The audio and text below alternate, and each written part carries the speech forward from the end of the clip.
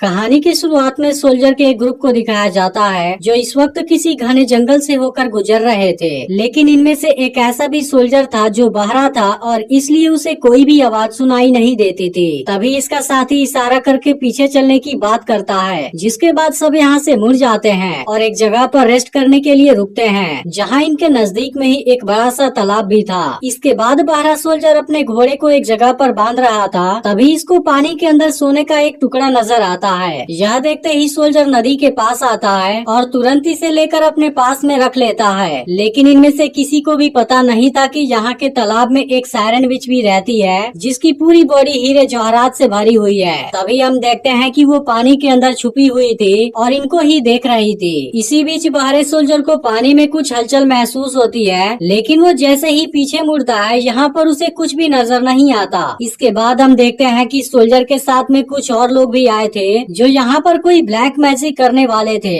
लेकिन तभी सायरन विच पानी से बाहर आ जाती है और वो अजीब तरीके से डांस भी करने लगी थी। लेकिन इसके बाद वो जैसे ही चिल्लाना शुरू करती है, इसकी आवाज को सुनते ही सभी सोल्जर इसके वश में हो जाते हैं और सभी के अंदर इसे पाने की चाहत आ जाती है। इसके बाद सायरन विच पानी के ऊपर अजीब तरीके से डांस करने लगती है, लेकिन अब उसके चिल्लाने की आवाज को सुनकर सभी सोल्जर बहुत अग्रेसिव हो गए थे और कुछ लोग तो एक झटके में ही मारे जाते हैं। लेकिन जो सोल्जर अभी भी बचे हुए थे, इन सभी के अंदर सायरन विच का अट्रैक्शन भी आ गया था। लेकिन अब कोई भी अपने होश में नहीं होता और ये एक दूसरे को ही मारते हुए सायरन विच की तरफ जाने लगते हैं, जबकि सायरन विच लगातार अपनी खतरनाक आवाजें निकाल रही थी और इसी के साथ वो पानी में पीछे की ओर भी जाने लगती है। तभी बहरा सोल्जर इनके इस हरकत को देखता है, लेकिन शुरुआत में उसे तो कुछ भी समझ नहीं आ रहा था, जबकि सभी सोल्जर एक दूसरे को भयानक तरीके से मारने लगे थे और पानी के अंदर जाने लगे थे। तभी बहरे सोल्जर की नजर सायरन विच पर जाती है, जिसको देखते ही वो काफी डर जाता है। लेकिन इसे सायरन विच की आवाज सुनाई नहीं दे रही थी, जिसकी वजह से इस पर उसका कोई भी असर नहीं हो रहा था। लेकिन दूसरी तरफ जितने भी सोल्जर को उसकी आवाजें सुनाई दे रही थी, वो उसके अट्रैक्शन की वजह से पानी में आगे बढ़ते ही जा रहे थे।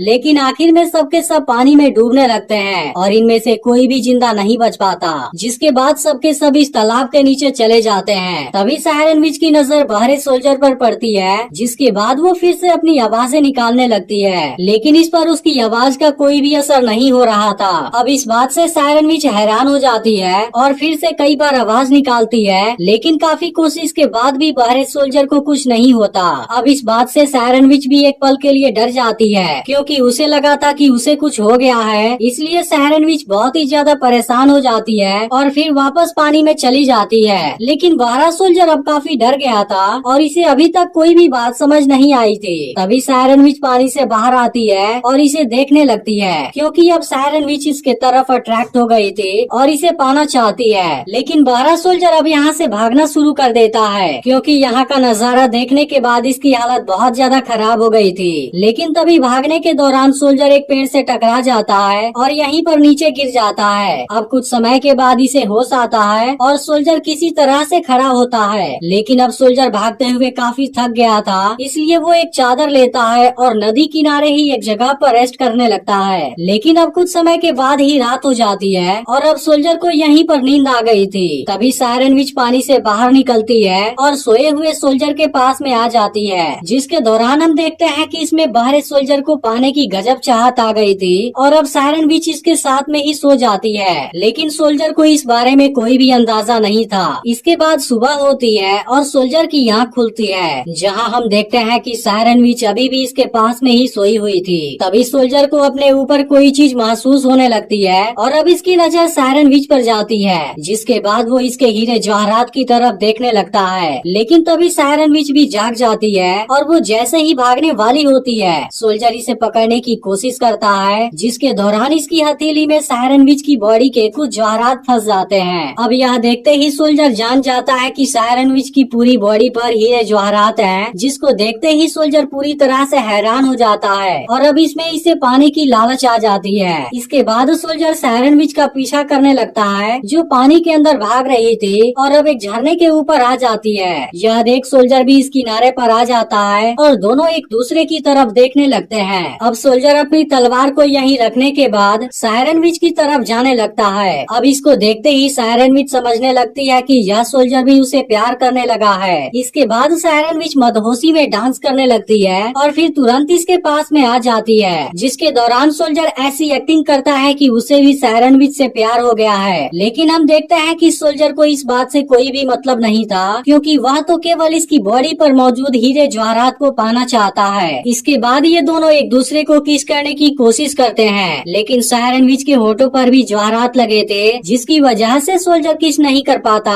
लेकिन अब सायरन विच खुद को नहीं रोक पाते और ऐसा ही उसे किस करने लगती है, जिसके बाद सोल्जर का होठ बुरी तरह से जख्मी हो जाता है और उसके मुंह से खून भी आने लगते हैं। लेकिन अब सोल्जर ऐसा होने देता है और फिर किनारे पर लाते ही सायरन विच को एक झटके में बेहोश कर देता है। अब इस तरीके से सोल्जर अपने इंटेंशन में कामयाब हो गया था। इसके बाद वो सायरन विच की पूरी बॉडी से हीरे जवाहरात निकाल लेता है, जिसकी वजह से सायरन विच की पूरी बॉडी बुरी तरह से जख्मी हो गई थी और अब सोल्जर इसकी बॉडी को पानी में फेंक देता है। जिसके बाद हम देखते हैं कि सायरन विच की बॉडी नदी में बहने लगी थी और इसका पूरा ब्लड पानी में फैलने लगा था। इसके बाद सोल्जर सभी हीरे जवाहरात को चादर में उठा लेता है और इसे लेकर यहाँ से जाने लगता है। लेकिन अब सायरन विच की बॉडी तालाब के अंदर आ गई थी, जो यहाँ पर अजीब तरीके से नीचे चली जाती है और यहाँ चारों ओर खून ही खून फैल जाता है, जो दिखने में बहुत ही भयानक लग रहा था। लेकिन यहाँ पर जो हो रहा था, सोल्जर को इसके बारे में कोई भी अंदाजा नहीं था। फिर भी इसके पास में जितना खजाना था वो बहुत ही ज्यादा भारी था, जिसे ले जाने में इसे काफी दिक्कत हो रही थी और इस दौरान वो आगे बढ़ते हुए काफी थक जाता है। इसी बीच सामने इसे एक नदी नजर आती है, जिसके बाद वो पानी पीने के लिए इसके किनारे पर आ जाता है और इसके बाद वो जैसे ही पानी पीने जाता है, सायरन विच का ब्लड यहाँ भी आ जाता है और सोल्जर इसके साथ में ही पानी को पी लेता है। लेकिन अब जैसे ही इस बात पर उसका ध्यान पड़ता है, उसकी हालत बहुत ज्यादा खराब हो जाती है और वो काफी डर जाता है। लेकिन इसके बाद इसे आवाजें सुनाई देने लगती हैं, जो कि सायरन विच की ब्लड की वजह से हुआ था।